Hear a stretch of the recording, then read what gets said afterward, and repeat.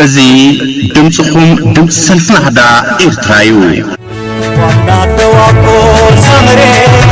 وانا دوابو سمري وانا دوابو أول موسى أبس مرام مكان برعاد أول موسى أنك تلس بلد تبعاد أول موسى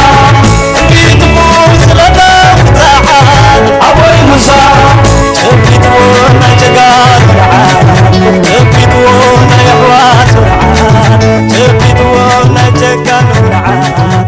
تبيتون يحوات برعاد دمس سلفنا هدا إرترا بحاليوت كفل زينا سلفنا هدا إرترا ناتدالوه وترسولوس حموسن قدامن أمربب حبريتا erinahda.org زقرب مدبيو سلام كما كنكم زغبركم سمعتنا ازي دمت سلفنا هدا إرترائيو نلما قدام شديش حملة 2019 زلونا مدبات كلاليكم فلما سمنا ونتفتر زينا ايو كقربلكم سعيبو مسارتاو رقاحيتات نسلفاو نقحات سلفنا هدا إرترا زبل نبخم كنبلوينا كتيلو دعورات التحساسباتات تسار هزبا وقال سنان سوتون عوتون سلوزخونو نمفشالهم بنقحات نكال السابتة تزبل صحف نبخم كنبلوينا أمانغو تعمل زي ما أكال نقولوتنا يو زخبركم سماعتنا نخد كتاتلونا بخبر عدمنا ناب فلا ما يمدبنا كاستقاقكم هقدر الأرثوذكسيين مقمنا استطعملوني أوراجان منافقنة ميلا أبي كاثوليك عوات سلزيك عليو تكالات بقوانا زعات زولو تباهيلون መንግስት ኤርትራ ኣብ ልዕሊ ትካላት ጥዕና ካቶሊካዊት ቤተክርስትያን ዝወስዶ ዘሎ ጎነፅ ዝተሓወሰ ናይ ምዕጻው ስጉምቲ ሓያል ቁጥዕ ፈጢሮም ዘሎ ተሓቢሮም እቲ መንግስቲ ብፍላይ ኣብ ሳልስተ ዝያብ ዛገር ኣብ ልዕሊ ትርከብ ቅድስቲ ኣና እትፍለጥ ክሊኒክ ዝወሰዶ ንብረት ናይ ምፍንቃልን ነቲ ትካል ናይ ምዕጻውን ስጉምቲ ብኣሳልተ ሰኒ ኣብ ማሕበራዊ ሚድያታት ድሕሪ ምዝርግሑ ኣብ ወፃኢ ሃገራት ዝነብሩ ኤርትራውያን ቁጥዖም ብመድሪ ክገልጹ ይስምዑሎም መንግስቲ ኤርትራ ነዘን መንግስቲ ክበጽሖ ኣብ ዘይክእላ ሩሑቕ ገጠራት ንኣስታ 30 ዓመታትን ልዕሊኡን ንድኸ ህዝቢ ከገልግላት ጸንሐ ትካላት ጥዕና ብጎነፅ ዝዓጽወሉ ዘሎ ምኽንያት ወግዓዊ መግለጺ ኣይሃበሎን እንደኾነ ሬድዮ ኤርትራ ዝተወከል ሰብቶም ወገናት ኣብ ዝሃቦ ርእይቶ ህግደፍ ኦርቶዶክስ ተዋህዶ ቤተክርስቲያን ኤርትራ ንምግምናዕን ክፍፋልን ዝተጠቕመሉ ሜላ ኣብ ካቶሊካዊት ቤተክርስቲያን በአውራጃውነትን ካልእን እናወናጀለ ክሰርሓሉ እኳ እንተፈተነ ክዕወት ብዘይ ምኽኣል እዩ ብጓናጽና ብምዕጻው ትካላት ዝጓየ ዘሎ ዝብል ትንታነታት ይህብሎም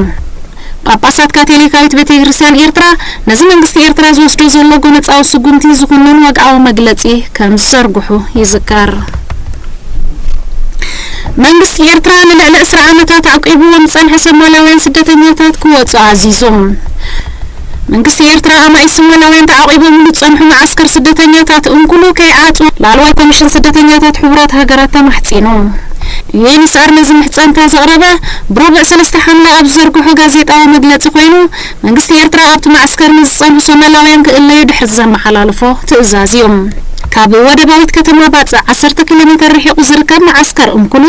2000 ሶማሊያውያን ስደተኛታት ተዓቂቦም ጸንሐ ኮይኑ መንግስቲ ኤርትራ ነቶም ሶማሊያውያን ክወጹ ብዝሃቦ ትእዛዝ መሰረት ኣብዚ ሒደት ሶማሊያት ልዕሊ 1300 ካብኣቶም ናብ ኢትዮጵያ ክልል ትግራይ ሰጊሮም ዕቁባ ሓቲቶም ከም ዘለዉ መግለጺ ተኣግራው ትካል የመልከት ነቶም ካብ ኤርትራ ናብ ክልል ትግራይ ሰጊሮም ዘለዉ ሶማሊያውያን ኣብ ደቡባዊ ኢትዮጵያ ናብ ዝርከብ ማዕስከር ማልካዲያ ንምስግጋሮም መስርሕ ተጀሚሩሎም ኢትዮጵያ ልዕሊ 270,000 ሶማሊያውያን ስደተኛታት ዓቂባ ከም ዘላ ይፍለጥ መንግስቲ ኤርትራ ነቶም ልዕሊ 10 ዓመታት ዓቂቦም ጸንሐ 12,000 ሶማሊያውያን ብዘይ ዝኾነ ቅድመ ምድላዋት ክወጹ ምእዛዙ ዘተሓሳስብ ጉዳይ ምዃኑ ዳይሬክተር ዞባዊ ወኪል የንሳር ራውፍ ማውዝ ኣገንዚቦም ብዛዕባ እዚ ጉዳይ እዚ ዝኾነ መግለጺ ዘይሃበ እቲ መንግስቲ ነቶም ሶማሊያውያን ስደተኛታት ክወጹ ዝኣዘዘ ምኽንያት ኣይተፈልጠን بقدم شدش حملة أبز جمر قدد مشكلة زور فرنسا إيرترا وناتنائيل برهانة خصاتة فيهم لو مقدم شدش حملة أبز جمر ناقلة تشحن 19 قدد مشكلة زور فرنسا إيرترا وناتنائيل برهانة مس فرنساوي كلب كوفيدس تحقيفه كوة دادريوم حنت خاب عبيت قانتات على منز غنات كوفيدس شدشا فرنساويان حدا اسبانيون حدا إيرتراون حقيفة أبزي هاب علمنا بعيريتو أب قدمي درجة سرع قدد مشكلتان مستاف تداليا خمزلا غازيطة لإيكويب ناي فرنسا حبيرام شامبيون إيرترا زغونو ناتنائيل برهانن دانيال تبلاي مانوتن دحيران أبو نايدانش ኮርፖሬሽን ዳታ ምስ ዝቀየረት ደቡብ ኣፍሪቃዊት ክለብ MTN ተጸንዲሮም ኣብ ናይ 2016 ቅድድም ብሽክለታ ዙር ፈረንሳ ምስታፎም ኣይረሳዕን ናትናኤል ብርሃነ ብዘይካዛ ኣብ 2017 ኣብ ጂሮ ኢጣልያውን ተሳቲፉ እዩ ኣብ ከም በዓል ቮልታ ስፓኛን ካልኦትን ዝተሳተፈ ናትናኤል ብርሃነ ሓደ ካብቶም ደረጃ ኤርትራን ኣህጉርን ጎሊሖም ዝረኣዩ ተቐዳደምቲ እዮም أقدم هنا 2013 أبال فرنساويت كلاب أوروبا كارز نبرة ناتنايل برهانة أبو جابون أبو زكاين أفريقيا بعديتو أبقدم درجة سرعة قدم أنسا بونغ معواتو يذكر نيجيريا بدرجة أهجر أفريقيا نزمسرات ناينات أنقد زوبا كتصنبريا يرتران بنين غانا أيوسنان نيجيريا كابل سنة شوعة حملات حزب درجة أهجر أفريقيا استمسرات نات أنقد زوبا كمتصنبر مع كنزينات هاجر حابيران أب أفريقيا زعبي قطبا كنزلا التقلص نيجيريا توسخ متنعتي كساب التكايد نابتناي نات أنقد زوبا كنزي تصنبريا كتقلص تانيحا إيرتران بنينون أبز بدرجة أفريقيا زمسرات ناينات أنقد زوبا أي تتصنبران يخون باربيت صحفة بريزيدنت نيجيريا بزوت مجلس مسرات أبصم زي أب نيجر أب زكايد وعلى حبرة أفريقيا نابتنات ناي نقد زوبا متصنبر بوقعي كتاما كتنبريام بدرجة أهجر أفريقيا زقوم ناي ناي نقد زوبا من مصر زكايد زلو تعري زكايد وعلى بسلاسة قنبات مكيادو أي رسعن المصرات زي نحنسان سلسلني هاجرات زحقفة ناي نقد زوبا أمونغو هاجرات أفريقيا زكايد نقداو نتفتات كاب قرات ناطا ويكا سماو قرات بمتنن عداغان قطبان زاهجر نمعباي زعلمي يوم إيرتران بنينن أبزن عليت قطبا أفريقيا زعلمي زبال زلن مصرات ناي نقد زوبا زي تتصنبرالو مهنيات وقعاو مقلتي أي هابالون وجلال أخ أقرأ مع كان جنزب كان 10 سنة صعب إسران قلتن جنبات أبي إيرترا متصح دحر مكيادو أبزهابا مقلتي إيرترا أبي حما قطبا وكونتات كان اتركبن هجت قطبا وسقمتات كان زادلن مقلاتو أي رسعن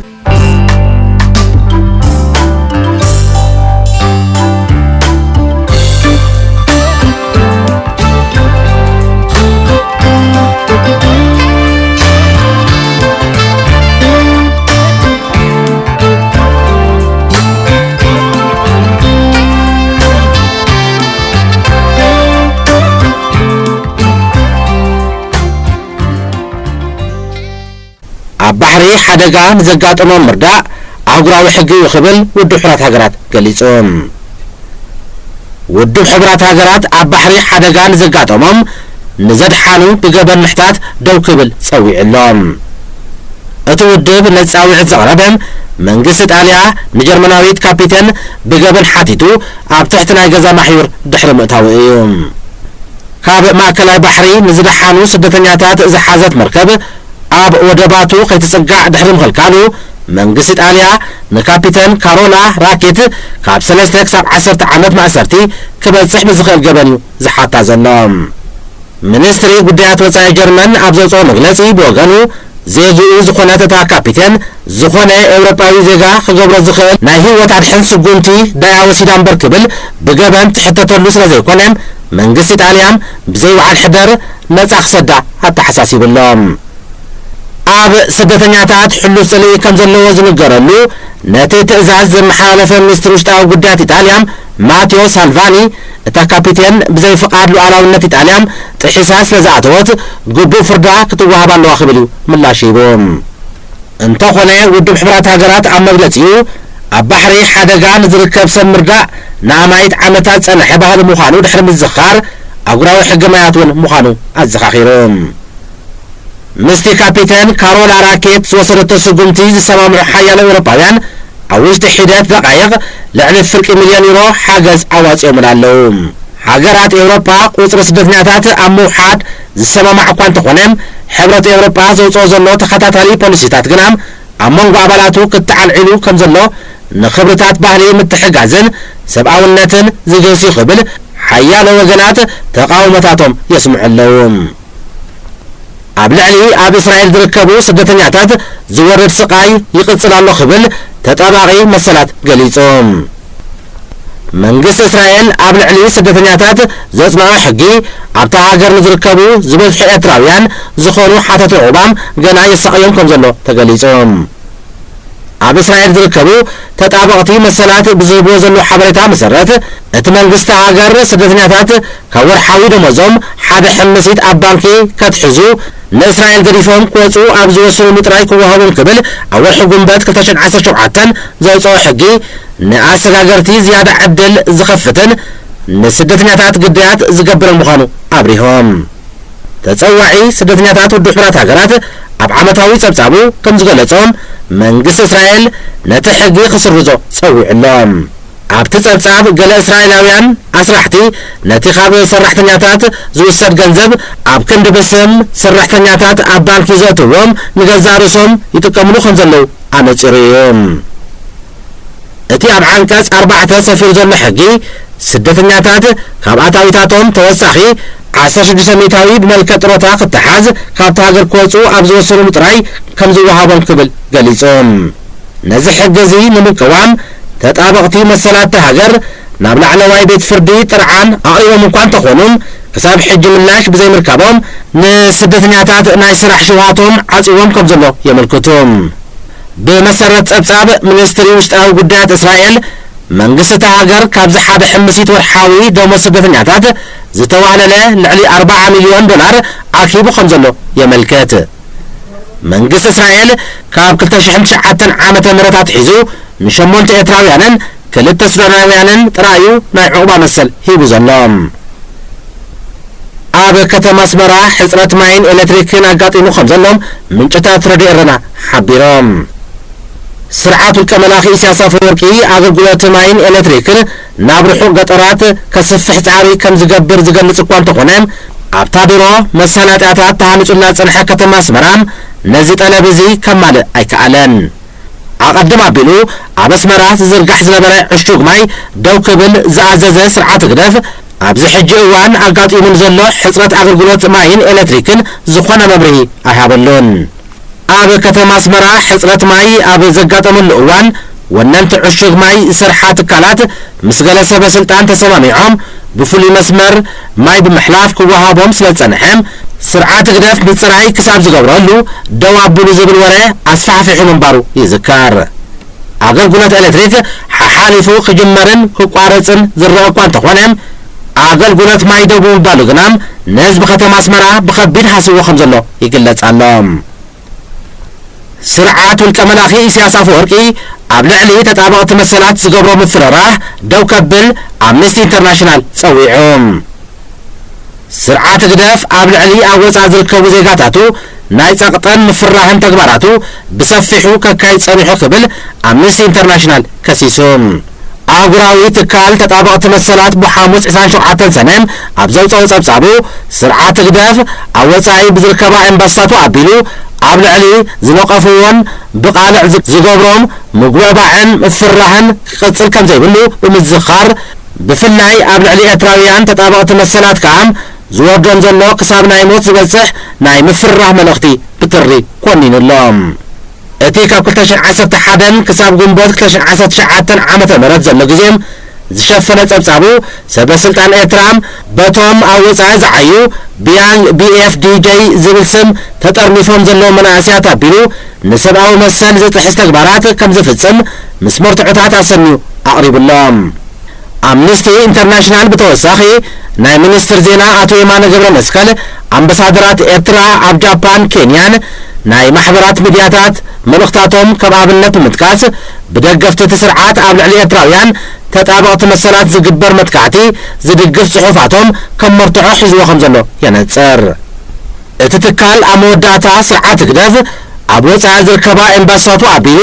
ኣብ ልዕሊ ነቐፍቲ ዝገብሮም ምፍራህን ጸቕጥን ክቕጽሎ ክፍቀደሉ የብልን ክብል ለበዋ ኣመሓላሊፎም ኤርትራ መበል 47 ኣባል ባይቶ ሰብኣዊ መሰላት ሕብራት ሃገራት ከም ምዃና መጠን ንሰብኣዊ መሰላት ምኽባርን ምስቲ ኣብ ባይቶ ሙሉእ ምትሕባር ምግባርን ዝኣመሰሉ ግዴታታት ስለ ዘለዋም ኣብ ውሽጥን ወፃእን ዶባታ ንዝፍጸም ጋስ መሰል ደቂ ሰብ ደው ክተብል ዝጽውዑ ሓያሎ ኣህጉራውያን ተጣበቕቲ መሰላት ብተደጋጋሚ ጥርዓኖም ከስምዑ ጸኒሖም እዮም እዚ ድምፅኹም ድምፂ ሰልፊ ናህዳ ኤርትራ እዩ ክቡራት ሰማዕትና ሰሙናዊ ንጥፈታት ኣብ ዝተፈጺሙሎም ምስ ዝተረፉ መደባትና ሓቢርኩም ጽንሑ ልዋም ምሸት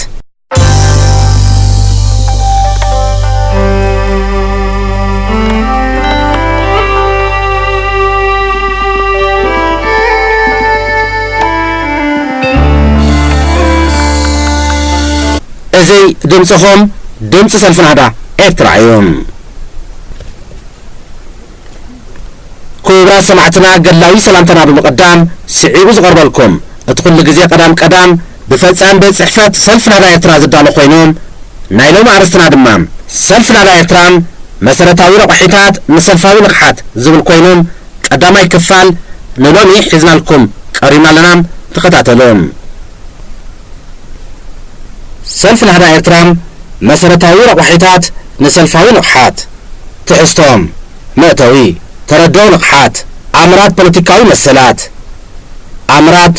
ديمقراسياوي نتفتات قباتنتن عبلالنتن شقوان منغستي نتفتات بوليتيكاوي سلفي أقداسنت ودبا سلروا سلفاوي سنة حسابن تردؤون آمر بمرحيتات سنة مقباراتن تردؤو مزنتن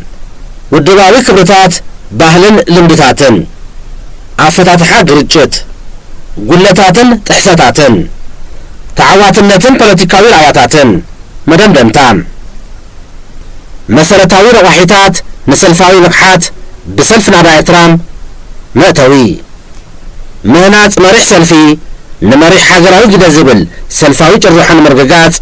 عبنا كايدوت عرضات نزخون ودب وبوليتيكاوي سلفي ناب عوزة بصحوهم مسألتاوي ودباوي رواحيتات مرأي كدن يوم سلازخونين سلفنا هذا إرترام زتمالهم ودباوين بوليتيكاوين كرتان مهناتن ودباوي سنة مقبار نمعواتن ويون هلاوي ودب زنصر أقدا سبعتا قوان تقونين بقون دقن ناي سلف بوليتيكاون ودباون مغلصيهم سلفنام ببوليتيكاوي بروغرام متكلاتن علاماتاتن أقرابات بحق انسام قرصام ممرحيتات أولا دبام زلل قوان تقونين لولي مريحنتن نروح مسارتن انتهالوهم بزيكون عوساني سلفاوي سنة مقبار عاب اللاوينام مساءن ترقون كله أكلن يوم سلازغر دمام والكاون حباراون أوانتاسنا مقبار عبوليتيكاون كتاباون ستاون كل مداوي هوات نمعبالن علاماتات المرقاتن والثاني أقرابيهم علاماتات مقحات تسعبيهم أما رحلتن مسارتاتن سلفاوي بالي بوليتيكاون حاتن مسرات ودباوي سنة مقبار ودباوي مننات سنة سرعات سلفاوي قرقتاتن نمفتاح باهلي سلفاوي سنة مقبارهم عبالات مسارات متحساباتن متحلاين قلت امناتن من انصاف كان سلفاوي سنة مقبار معياي عبالات بسلفاوي سنة مقبار عوانتاون عابنتات نموخان سلفي نخارقات كمل مالي بيت تمرتي سحابق خونن ممرحيتات مخبار تردو هاجر مالت حزبي يوم حدا حزبي زنبرلو جغرافيكاوي أكبابي كلهم اتخلل ايتا هاجر متوعي سياما يخون هاجر يزبل قال دمام اتو حزبي زنبرلو مريد أكبابن زقلت متوعي يوم هاجر مفتاو مالت حزب مفتاو مالت قوينهم سلازخونا نحنا هاجرنام وي إرتراويان النبرلو مخنيات مالت يوم هاجر إرترام إرتراز السيامين بمجزعة طاليان زتوهابا خوينهم كابتناي قدمي زنبره ገዛእቲ ዝተወስደን ነቲ ከባቢ ጂኦግራፊካዊ አቀማመጣ ዝመሳሰል ዝጽውዕዎ ዝነበሩ ምድረ ባሕሪ ዝብል ዝወሰድዎ እዩ ነይሮም ኤርትራ ክንብል እንከለናም ስፍሓት መሬታም 124.320 ኪሎ ሜትር ትርብዒት ኮይኖም ቁመታ ድማም ካብ ሰሜን ንደቡብ 850 ኪሎ ሜትር ገማግም ባሕሪ 1000 ኪሎ ሜትር ኮይኖም ኣብ ክቢኡ ድማም 122 ንኣሽቱ ደሴታት ኣለዋም ዓይነትን ኣካውናን መንግስትን ዓይነታት መንግስቲ ክንብል እንከለናም ብስነ ፍልጠታዊ ኣገላልጻም ብዙሕ እኳ እንተኾነም ኣብዚ መባእታዊ ንቕሓት ግን ነዞም ዝስዕቡ ንዕዘብ ሓደም ኮንፌደራላዊ መንግስቲ ክልተም ፌደራላዊ መንግስቲ ሰለስተም ኣሃዳዊ መንግስቲ እዮም ቀዳማይ ኮንፌደራላዊ መንግስቲ ዝበሃል ኣተሃናንፃ መንግስቲ ካብ ክልተ ንላዕሊ ሃገራት ዝኾነ ሃገራት ብሓባር ዘቆምኦ መንግስቲ ኮይኖም ኣብዚ ክልተን ሃገራት ብፖለቲካ ኢኮኖሚ ብጥብቂ ሓቢሮም ብምስራሕ ዘቆምኦ መንግስትነት እዮም እቲ ካልኣይ ድማ ፌደራላዊ መንግስቲ ድማ ብሓንቲ ሃገር ዝህነፅ መንግስቲ ኮይኖም እተን ኣውራጃታት ወይ ዞባታት ናይ ገዛእ ርእሰን ስልጣን ምምሕዳር ይህልወን እቲ ፌደራላዊ መንግስቲ ድማ ከምኡም እዚ ብቅዋም ዝእሰር ምምሕዳር እዚ ሃገራት ብመልክዕ ጂኦግራፊካዊ ኣቀማምጣን ብዙሓት ህዝብን ምምሕዳር ሃገራት ብመልክዕ ጂኦግራፊካዊ ምምሕዳር ዘይጥዕመነን ሃገራት ፍቱን ኣተሃናንፃ ክኸውን ዝኽእል እዮም እቲ ሳልሳይ ኣህዳዊ መንግስቲ እዮም እዚ ዓይነት ኣተሃናንፃ መንግስቲ ሰልፊ ናዳ ኤርትራ ምስ ጂኦግራፊካዊ ኣቀማምጣን ምስ መነባብሮ ህዝብን ኩሉ ኩነታት ኤርትራ ኣመልኪቶም ዝጥዕም ምምሕዳራዊ መንግስቲ ኢሉ ዝኣመሉ ኣብ ንድፊ ቻርተሩ ዘቐመጦ እዮም ኣህዳዊ መንግስቲ ክበሃል እንከሎም መምርሒ መንግስቲ ካብ ላዕሊ ንታሕቲ ዝወርደሉ ዓይነት ኣገባብ ምሕደራ እቲ ብታሕቲ ዘሎ ኣካል ድማ ካብ ላዕሊ ዝወርደሉ የተግብር ኮይኖም ብእዋም ዝወሓስ መንግስቲ ኮይኖም ኣህዳዊ ዲሞክራሲያዊ መንግስቲ ተባሂሉ ድማ ይግለጽ ኣብ ዓለምና ናይ ብዙሓት ሃገራት መዋቕር እኳ እንተኾነ ሓደ ካብኣቶም መንግስቲ ዓባይ ብሪጣንያ ዓዲ እንግሊዝ ክጥቀስ ይከኣል ዲሞክራሲያዊ መንግስቲ ማለት ኣብ መንጎ ህዝብታት ሕጊ ንኸኽብርን ንኸልግስን ዝገብር ኣካል ማለት እዮም ኣብ መንጎ ዜጋታት ምክኣል ንኽህሉ ሕገ መንግስቲ ብምግባር ዝንቀሳቐስ ኣካል እዮም ሓደ መንግስቲ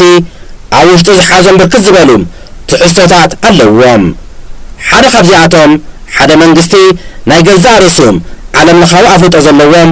ውስን ዶባት ክህልዎ ይግባእ ካብዚ ብተወሳኺ ድማ ሓደ መንግስቲ ክበሃል ዝኽእል እንተኾይኖም ኣካላት ምምሕዳር ክህልዎ ይግባእ ኣብ ዓለም ዝርከቡ መንግስታት ዝተፈላለየ ኣተሃናንፃ ክህልዎም እንከሎም ብሓፈሻ ግን ዝበዝሑ ክፍልታት ዓለም ዝህነፅሎም መንግስታዊ ዓይነት ሰለስተ እዮም ኮንፌደራላዊ ኣህዳዊ መንግስቲ ይበሃሉ ኣድራይነት ዲሞክራሲያዊ መንግስቲ ህዝቢ ኤርትራ ካብ ኣብ መቦቆል ዓድታቱ ሓሊፎም ኣብ ኩለን ኣውራጃታት ኤርትራ እውን ፋሕ ኢሉ ዝርከብ ህዝቢ እዮም ብዘይካዚ እውን ዝርጋሐ ህዝቢ ኣብ ኣውራጃታት ብመንፅር ብዝሕን ብሄርን መቦቆልን ምዕሩይ ኣይኮነን ልዕሊ ኩሉ ከዓ ታሪኻዊ ኣመዓብላ ምምቕራሕ ሰልዋታትን ስልጣንን ምዕሩይ ብዘይምንባሩ ዘስዓቦም ማሕበራዊ ቁጠባዊ ዘይምዕሩይነት ብሩህ እዮም ብፍላይ ከዓ ድሕሪ 1991 ናጽነት ኤርትራ ዝተራእየ ስርዓተ ምሕዳር ነቲ ኣብ መንጎ ዝተፈላለዩ ክፍልታት ሕብረተሰባት ኤርትራ ዝፈጠሮም ማሕበራዊ ቁጠባዊ ፍልልያት ዘካትዕ ኣይኮነን እቲ ኣብ ዲሞክራሲያዊት ኤርትራ ክትከል ዝግብኦ ስርዓተ ምሕዳር ነዝተጠቐሰ ሓቅታት ኣብ ግምት ዘእተወ ክኸውን ኣለዎም እዚ ክበሃል እንከሎ እምበኣር እቲ ምምሕዳር ምእኩል ወይ ዘይምእኩል ተባሂሉን ኣይተባሂሉን ዘይኮነስ እቲ ኣገዳሲ ነገር ነቲ ኣባይታ ዘሎም ወድዓዊ ኩነታት መፍትሒ ዘቕርብ ምስ ዝኸውን እዮም መብዛሕትኡ እዋናት ምእኩል ወይ ዘይምእኩል ምምሕዳር ተባሂሉ ኣብ ዝግለጸሉ እዋን እቲ መረዳእታ ነቲ ክልቲኡ ዓይነታት ምምሕዳራት ከም ውዱእ ቅርጽን ኣብ ኩሉ ኩርናዓት ዓለም ብማዕረ ዝሰርሕ ስርዓት ጌርካ ይውሰድ እዮም ከምኡ ግን ኣይኮነን ምክንያቱም ማሕበረ ቁጠባውን ፖለቲካውን ኩነታት ናይ ኣብ ዝተፈላለዩ ኩርናዓት ዓለም ዝነብሩ ኣሕዛብ ሓደ ስለ ዘይኮነ ብኡ መንፅር ከዓ ትሕዝቶ ምእኩልን ዘይምእኩልን ስርዓት ምምሕዳራት ክፈላለ ይግባእ ወድዓዊ ኩነታት ኤርትራ ኣብ ግምት ምስናኣቱ እምበኣር እቲ ዝሓሸን ምስክውነትና ከም ዝሰማዕ ንምግባሩ ዝጥዕም ዓይነት ምምሕዳር እቲ ዘይምእኩል ተባሂሉ ዝፍለጥ ስርዓተ ምምሕዳር እዮም ብሓፈሽኡ ክረአ እንከሎም ኣብ ምእኩልን ዘይምእኩልን ምምሕዳራት ዘሎ ፍልሊ እቲ ኣብ ምቕራሕ ሰልዋታትን ስልጣንን ዝግበር ዝተፈላለየ ኣገባባት ምሕደራ እዮም ክልቲኦም ድማ ነናቶም ኣሉታታትን ብልጭታታትን ኣለዎም ካብኡ ናብኡ ግን እቲ ዘይምእኩል ስርዓት ምሕዳር ስፍሕ ዝበለ ኣገባባት ምቕራሕ ሰልዋታትን ስልጣናትን ዘፍቀደን እዚ ድማ ንኩሉ ሕብረተሰብ ኤርትራ ዘሳትፍ ክኸውን ኣለዎም ኣብ ኤርትራ ቅዋም ዘውሕስ ዘይምእኩል ስርዓት ምሕዳር ክህሉ ንኣመን ስዊዘርላንድ ፍራንሳ ከምኡውን ደቡብ ኣፍሪካ ዝኽተሉ ኣገባባት ስርዓተ ምሕዳር ምውካስ ሓጋዚ ክኸውን ይኽእል ስለ ዝኾነን ዲሞክራሲያዊ ስርዓት ኣብ ሓንቲ ሃገር ምህናፅ ማለት ሰብኣዊ መሰላትን ናይ ብሄር ብሄረሰባትን ናይ ህዝብታትን ማዕርነትን ዘኽብር ስርዓት ምፍጣር ማለት እዮም ኣተሃንጾ ብዝምልከት ድማ ዲሞክራሲያዊ ስርዓት ንኽሰፍሕ ተረድኦታት ንኽዓቢ ዝሕግዙ ብዲሞክራሲያዊ ዝተሃንጹም ዜጋታት ምፍራይ ክኸውን ከሎም ናይ ዲሞክራሲ ባህሊ ንምድንፋዕ ድማ ወሰንቲ ተግባራት ምስራሕ ይሓትት። ስለዚ ዲሞክራሲያዊ ስርዓት መንግስቲ ምትካል ማለት ዲሞክራሲያዊ ዜጋ ምህናፅን ዲሞክራሲያዊ ባህሊ ምስራፅን ማለት ይኸውን። ነዚ ንምትግባር ድማ ብህዝቢ ዝተመረቐ መንግስታዊ ሕጊ ወይ መምርሒ ምግባር ማለት እዩ። ኣምር መሰላት ዲሞክራሲያዊ ስርዓት ሰብ ኮይኖም ኣብ ዓለም ክነብር መሰል የድልዮም። እቶም መሰላት ድማ ክልተ ዓይነት ኮይኖም ንሶም ድማ ቀዳማይ ሰብኣዊ መሰልን እቲ ካልኣይ ድማ ዲሞክራሲያዊ መሰል እዩ። እቲ ቀዳማይ ሰብኣዊ መሰል ክበሃል እንከሎም ሰብ ምዃኑ ጥራይ ዝረኽቦ መሰል ማለት እዩ። ብረቢ ዓለም ዝተፈጥረ ኩሉ ወዲ ሰብ ኩሉ ሰብኣዊ መሰል ኣለዎም። እዚ ማለት ድማ ዝኾነ ሰብ ዝመስሎ ሃይማኖት ናይ መሓዝ መሰል ኣለዎም። ዝኾነ ሰብ ሰብኣዊ ክብሩ ናይ ዘይምውራድ መሰል ኣለዎም። ካብ ሕጊ ወፃኢ ገዙ ምፍታሽ ኮነ ምእሳር መሰል የብሉን። ዝኾነ ሰብ ብህይወት ናይ ምንባር መሰል ኣለዎም። ዝኾነ ሰብ ኣብ ዕሊ ኣካላቱ ጉድኣት ከይወርድ ናይ ምክልኻል መሰል ኣለዎም። እቲ ካልኣይ ድማ ዲሞክራሲያዊ መሰል እዩ። ዲሞክራሲያዊ መሰል ማለት ናይ ዜጋታት ማሕበራዊ ፖለቲካዊ ከምኡውን ኢኮኖሚያዊ መሰል ማለት እዩ። እዚ ድማ ዜጋታት ዝመስሎም ኣረኣያታት ናይ ምውናን መሰል ኣለዎም። ዝኾነ ዓይነት መረዳእታ ናይ ምቕባልን ምሃብን መሰል ኣለዎም። ናይ ምውዳብ፣ ናይ ምእካብ፣ ሰላማዊ ሰልፊ ናይ ምክያድ መሰል ኣለዎም። ብዘይ ፍቓዶም ዜግነት ናይ ምስኣን፣ ዜግነት ብፍቓዱ ናይ ምቕያር መሰል ኣለዎም። ናይ ውልቀ ሃፍቲ ምጥራይን ንብረት ምውናንን መሰል ኣለዎም። ናይ ካብ ናብ ምንቅስቓስ መሰል ኣለዎም። ኣብ ፖለቲካዊ ዝኾነ ሓሳብ ርእይቶም ምቕራብ፣ ብዓቕሞም ቦታ ናይ መሓዝ፣ ድልየት ኣረኣያ መሓዝ፣ ናይ ምምራፅን ክምረፅን ካልኦት ከምኡ ዝኣመሰሉ ምርካብ መሰል ኣለዎም። ኣብ ማሕበራዊ ህይወቶም ሓዳር ናይ ምግባር፣ ናይ ውልቀ ቤተሰብ ምምስራት ምፍታሕን መሰል ኣለዎም። እዚ ድምፅኹም ድምፂ ሰልፊ ናህዳ ኤርትራ እዩ።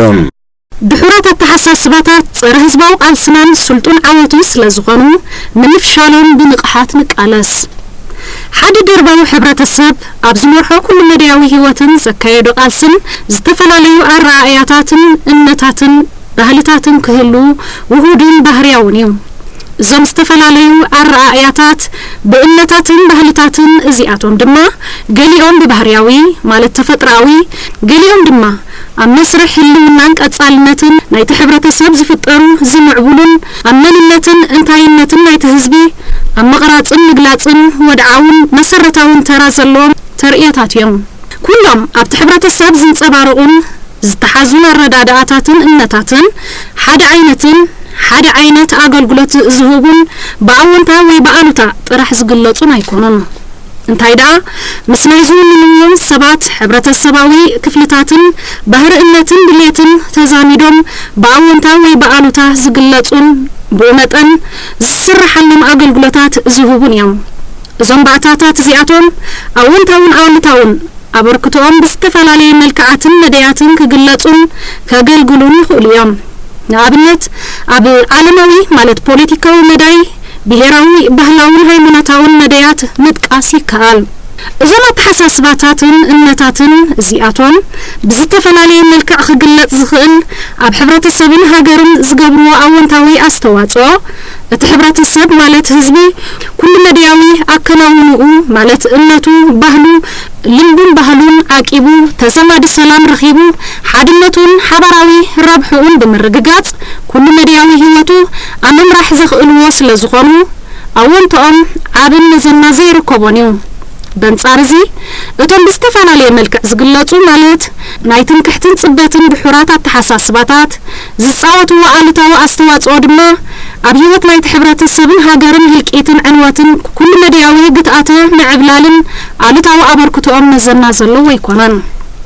እዞም ብዝተፈላለየ መልክዕን አሉታዊ አስተዋጽኦን ዝግለጹ አተሓሳስባታት እዚኣቶም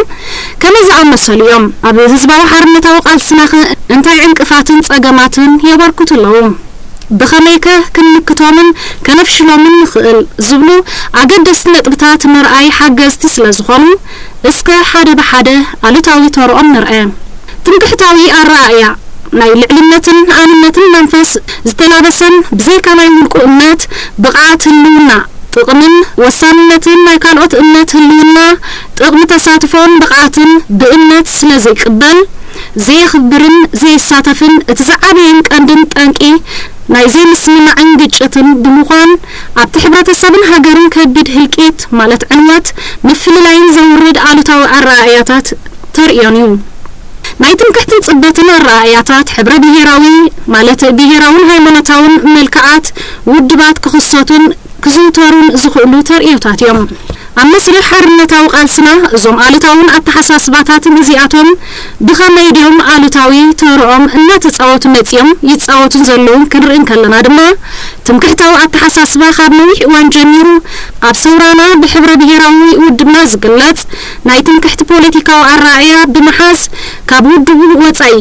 ዝርከቡ ውድባት ምንቅስቃሳት ኣብቲ ቃልሲ ብናጻ ከይንቀሳቐሱን ናይ ቃልሲ እጃሞም ከየበርክቱን ብስሜዳ ኤርትራ ካብ ሓደ ውድብ ንላዕሊ ክጸውር ኣይክእልን እዩ ዝብል ጉጉይ ፖለቲካዊ እምነት ኣብ ዓውደ ተግባሩ ውድባዊ ልዕልነት ንምርግጋጽ ክበሃል ክውሰድ ዝተጀመረን ዝቐጸለን ናይ ቅንጸላን ምጽራይን ኣዕናዊ ስጉምቲ ኣብ ህዝባዊ ቃልስና ታሪክ ዘይርስዖ ናይ ህይወት ንብረትን ሞራልን ክሳራታት እናስዓበ ከም ዝመጸ ታሪኻዊ ሓቂ እዩ። ኣብዚ ግዜ ዝውን እንተኾነ እዚ ትምክሕታዊ አሉታዊ አተሓሳስባ እዚ ዝውንኑ ኣካላት ናይ ታሪክ ኣጋጣሚ ኮይኑ ሓይልን ዕድልን ረኺቦም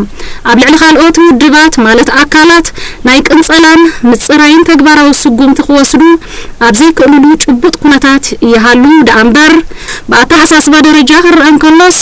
ኣዕናዊ ፕሮፓጋንዳ ካብ ምንዛሕ ዝተቆጠቡ ይኮኖም። ንኣብነት ብብሄራውን ሃይማኖታውን መልክዓት ውድባት ተጠቂሞም ንመሰሎም ዝቃለሱ ውጽዓት ወገናት ከም ትሕቲ ሃገራውነት ዝኾነ ኣተሓሳስባን ዕላማን ዝሓዙን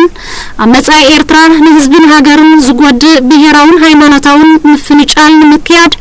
ዓሊሞም ይነጥፉ ከም ዘለዉ ኣምሲሎም ናይ ጸለመ ወፍሪ እናነዝሑ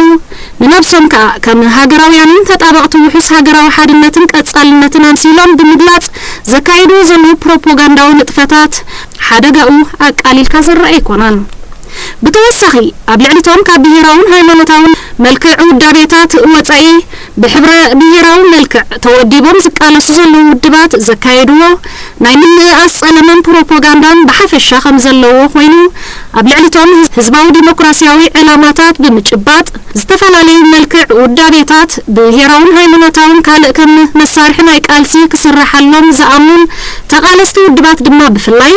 ከም ህዝብን ሃገርን ዝጎድእ ፈናጫል ዕላማ ዘናጣጥፉ ኣምሲሎም ብምግላጽ ጸቢብ ሃገራዊ ስምዒት ብምምስናት ዘካይድዎ ዘለዉ ትምክሕታዊ ፖለቲካዊ ጎስጓሳቱን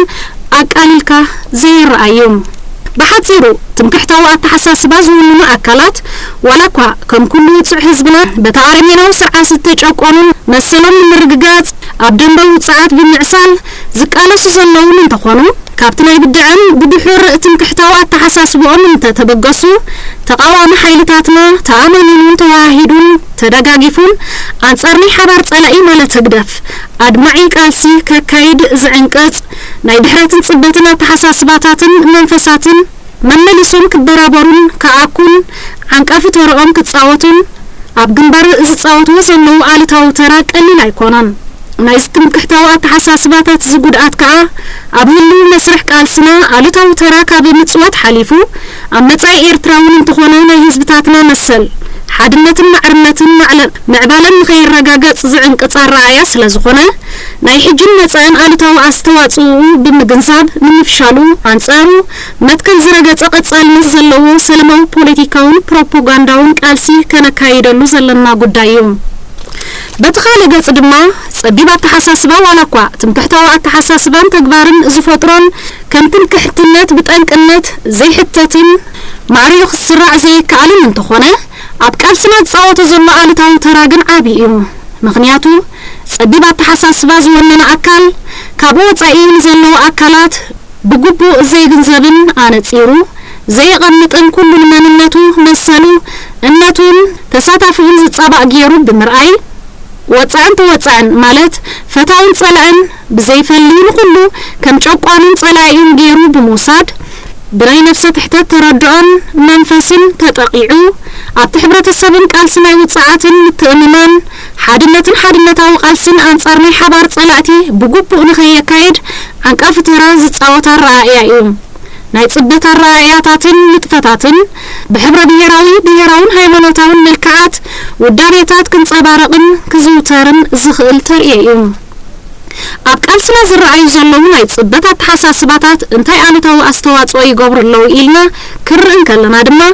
ሕብረ ብሄራዊ መልክዕ ውድባ ዝሓዙ ጸበብቲ ረኣያታትን ኣካላትን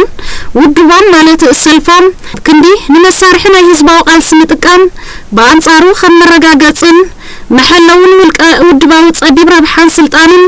ናይ መሪሕነቶምን ገይሮም ብምውሳድ ኣብ ውሽጦም ብናይ ስልጣን ቁርቁስ እናተመናጨቱን እናተፈናጨሉን ሓይሎም እናዳኸሙ ብሓደ ገጽ በትኻልእ ገጽ ድማ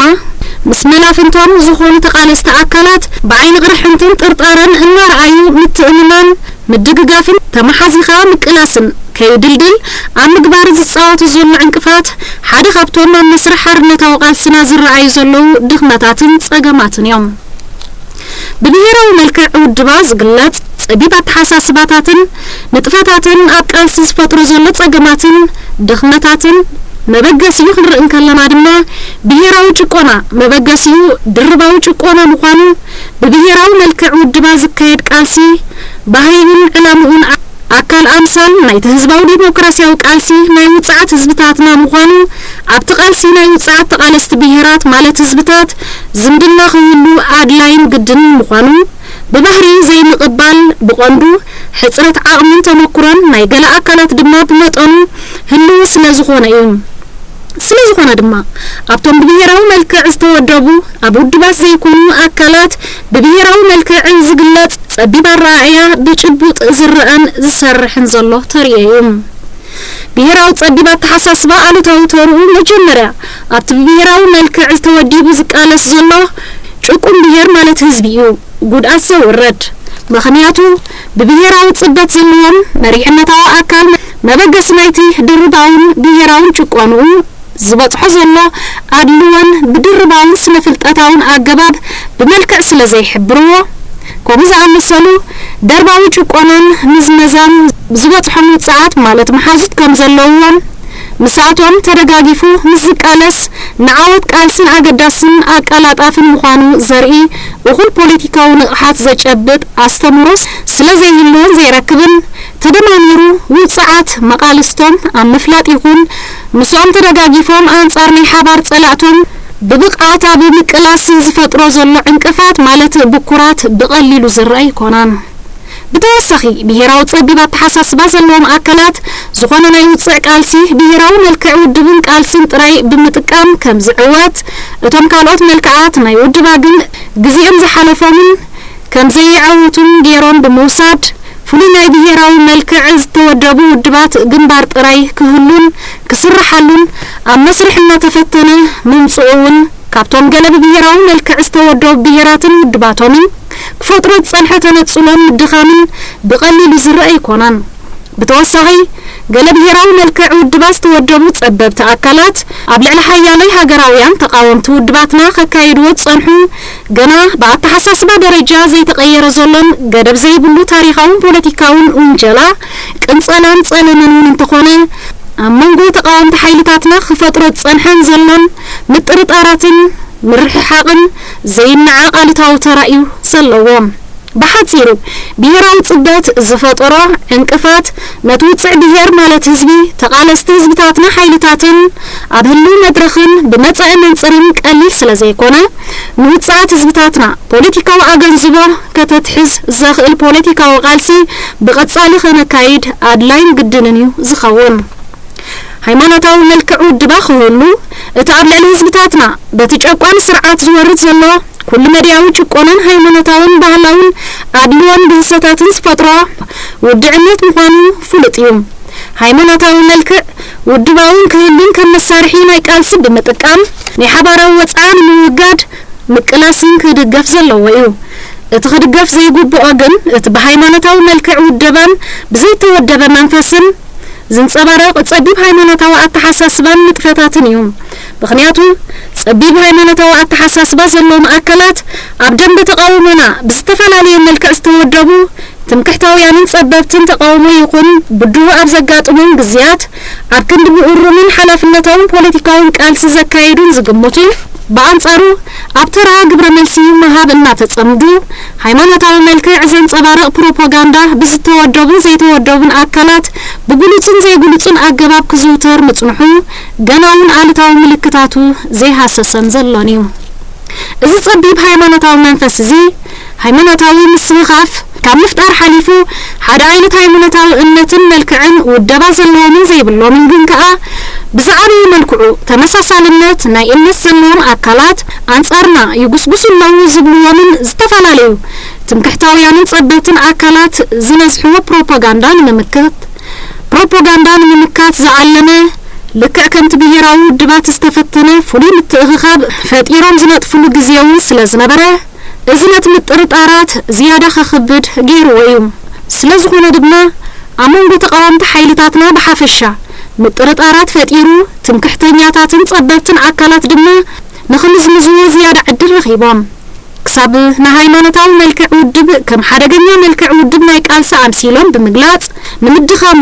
ዘይወድዓውን ዘይቁንዕን ቅድመ ኩነት እናቕረቡ አንጻር ክሰርሑ ጸኒሖምን ይሰርሑን ኣለዉ እዮም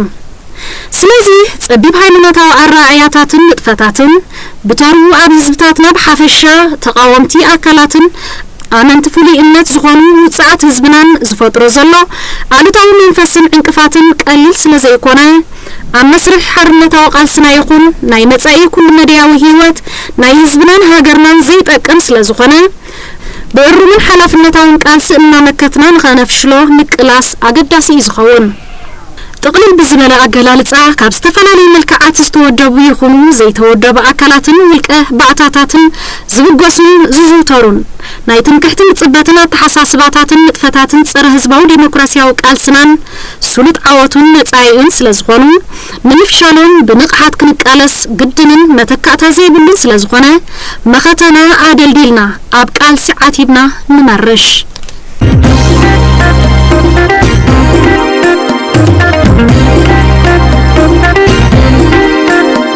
ጻውዒት ሰልፍናዳ ኤርትራ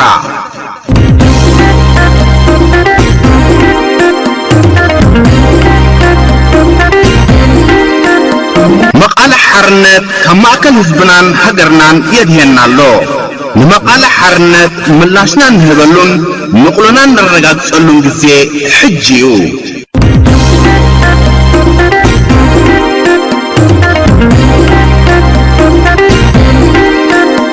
ጻውዒት ሰልፍናዳ ኤርትራ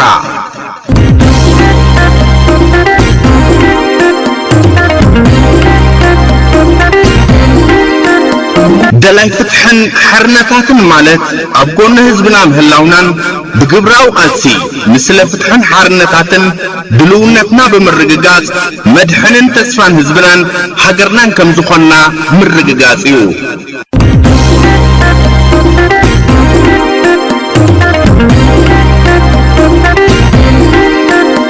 ጻውዒት ሰልፍናዳ ኤርትራ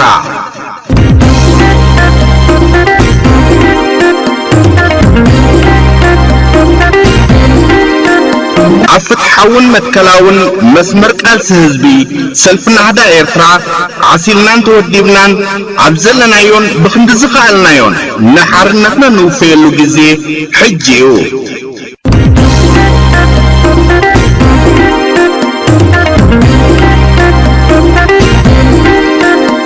ጻውዒት ሰልፍናዳ ኤርትራ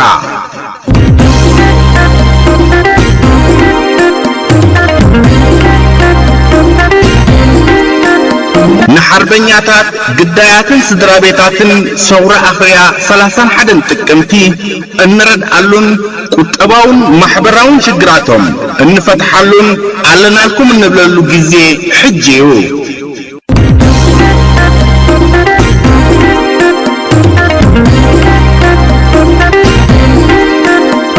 ጻውዒት ሰልፍናዳ ኤርትራ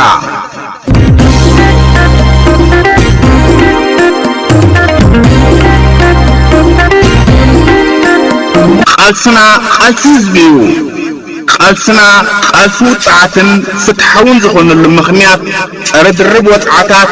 መምላስ ምርግጋጽ መውሓስ ኩሎም ሰብኣውን ፖለቲካውን መሰላት ምትካል ልዕልና ሕግን ፍትሕን መዓርነታትን ጥራሕ ዘይኮነ ቃልስና ንምህላውን ዘይምህላውን ብግዴታታት ዝተስገደደ ግዴታ ብምዃኑ እዩ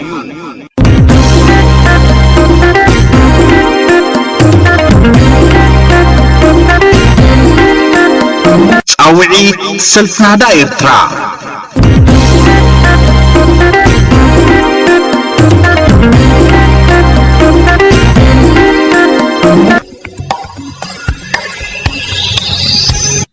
ግዴታውን ጽንባር ብሔራት አይቆበንም ቀድሞ ሁሉ ህዝብን ሀገርን ምልሓን ቢቃለስ በአርካስ ኩብራትን ኩብራንን ሰማዕትና ንሎም ቀዳም ዝበልናዮም ትሕዝቶታትና እዞም ዝተኸታተልኩም ኮይኖም ንምክትታልኩም ኣዚና ነመስግን ዝመጽእ ብኻልእ ትሕዝቶ ኢና ክንራኸብ ክሳብ ሽዑ ሰላም ቅነ እንኹለና